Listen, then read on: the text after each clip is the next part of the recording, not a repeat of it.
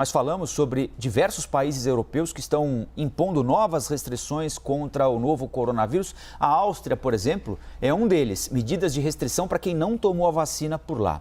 No país, que tem cerca de 9 milhões de pessoas, 2 milhões não tomaram a vacina. Agora há pouquinho, na passagem pelos jornais, pelo portal da CNN Brasil, nós falamos da Itália também, né? A Itália tem 7 milhões de pessoas aptas a tomarem a vacina que sequer apareceram para tomar a primeira dose.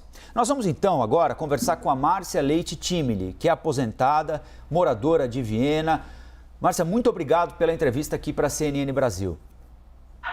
Bom dia, Colombo. Bom dia, Muriel. Eu que agradeço a confiança de vocês pela veracidade das informações e estou sempre à disposição da imprensa para o que precisar.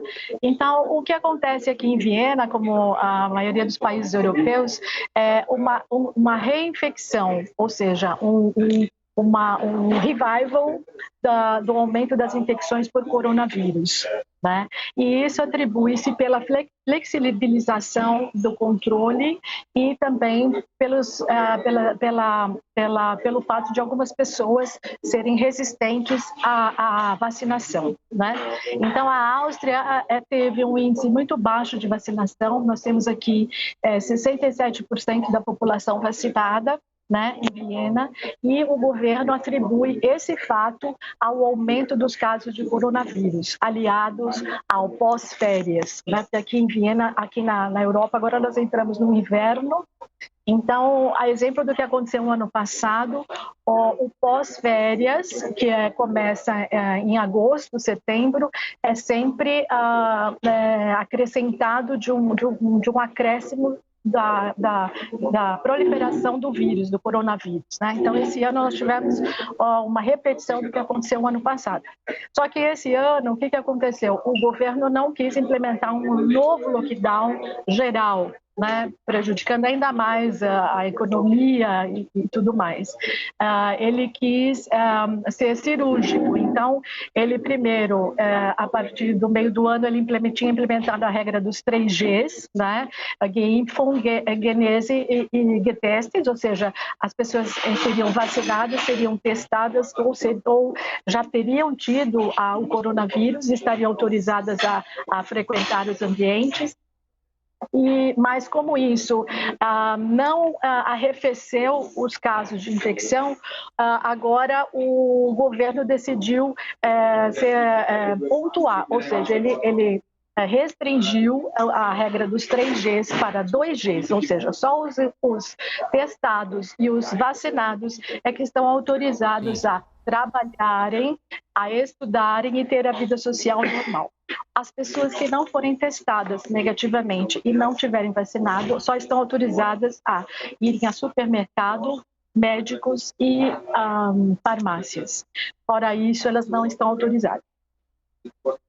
Márcia, o governo pretende avaliar essa situação, esse prazo, pelo menos nos próximos dias. Tem funcionado até agora, desde que você começou a acompanhar esse lockdown para as pessoas que não se vacinaram? Começou cedo, né? Mas você percebeu já uma mudança de atitude na população, nos seus colegas? Sim, houve, por exemplo, o anúncio dessa regra, desse enrijecimento de regras de controle da vacinação e do controle das atividades sociais já era anunciado desde outubro. Então, no final de setembro, começo de outubro, as pessoas já sabiam, houve um alerta do governo de que se os casos de corona aumentassem, ele estreitaria aí o controle de vacinação. Né? E como o governo ele não pode violar o direito individual, ou seja, obrigar as pessoas a se vacinarem, com o seu poder de polícia, ele implementou um regramento social, né? Ele disciplinou como devem ser regidos os estabelecimentos comerciais, né? Ele não pode agredir a liberdade individual, mas ele pode disciplinar a sociedade, e foi isso que o governo fez. Ele estabeleceu regras de conduta para os comerciantes e para as escolas e os estabelecimentos em prol da saúde pública. Então, ninguém pode dizer que está sendo que está tendo um direito individual violado, né, em termos de direito. Então, o que eu percebo aqui é que as pessoas que antes não queriam se vacinar por qualquer motivo, por convicção pessoal, por medo ou por descrença da ciência, elas agora, eu não sei se 100%, mas elas agora, por circunstância dessa imposição, desse rigor do governo austríaco, foram se vacinar. Porque senão elas têm que fazer o teste PCR a cada 3 dias. Né?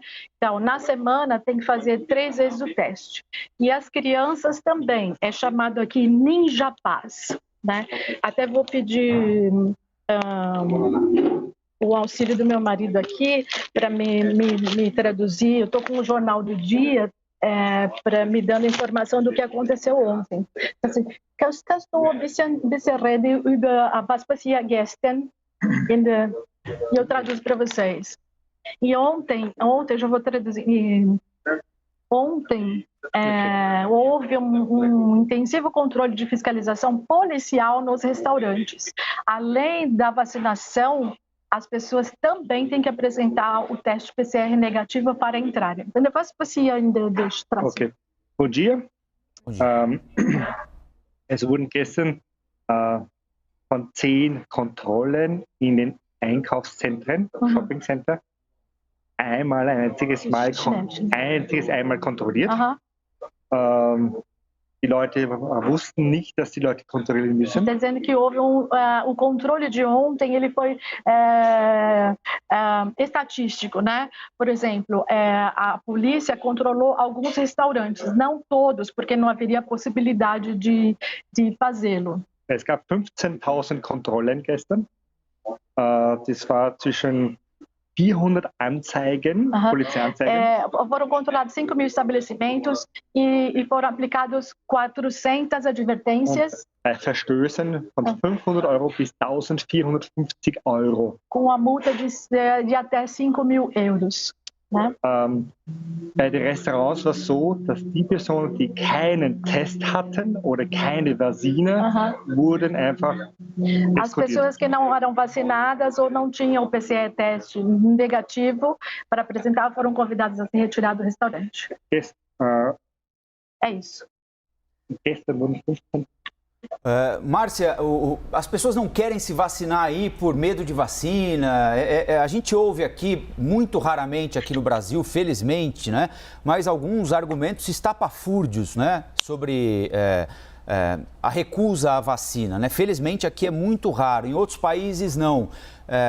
Aí na Áustria é isso também? São essas histórias de implantar chip?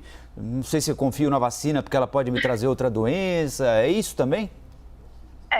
Eu pessoalmente não conversei com as pessoas, não investiguei por que elas não querem se vacinar. Mas o que eu pude perceber é que elas têm medo das reações adversas da vacina. E os mais antigos, eu não ouvi nada de chip, né? Como tem no Brasil. Mas aqui os mais antigos, eles não confiam na ciência. Eles acham que não vai resolver, que vai piorar, que o vírus não é tão perigoso assim, que não vai chegar neles. E outros, por convicção pessoal, acham que simplesmente não precisam de vacina. Né? E as pessoas, a maioria das pessoas, o que eu tenho percebido, por exemplo, eu acompanhei uma vizinha e estava com medo de sozinha tomar vacina, com medo de ter alguma reação na hora da injeção, ter um desmaio, ter alguma reação alérgica. Então, foi mais nesse sentido. O que nós percebemos aqui é que a população olha com desconfiança para a vacina e não... Talvez como os brasileiros. Eu tenho minha família no Brasil, então a vacina para o brasileiro veio como uma bênção, como um alívio, né? Ai, vacina, graças a Deus. E aqui não, aqui fala assim, ai, vacina, será que funciona? Então vou esperar para ver. Até mesmo de médicos, eu ouvi, falou assim, vamos esperar um pouco, porque a vacina é muito forte, pode causar um impacto negativo na sua saúde. Sim. Então, eu acho que foi mais nesse aspecto. Legal. De medo de trombose, medo de infarto, medo de choque anafilático, nesse sentido. Tudo já desmentido, devidamente desmentido pela ciência, né? Márcia, muito obrigado pela entrevista aqui pra gente, viu? Por reservar um pouquinho do seu dia aí em Viena, na Áustria, para explicar pra gente como estão as coisas aí. Um abraço ao seu marido também, que ajudou na tradução aí. E obrigada. Tenham um bom dia a vocês. Bom dia para vocês, bom trabalho. Tchau. Bom dia. Obrigada, tchau. Dia.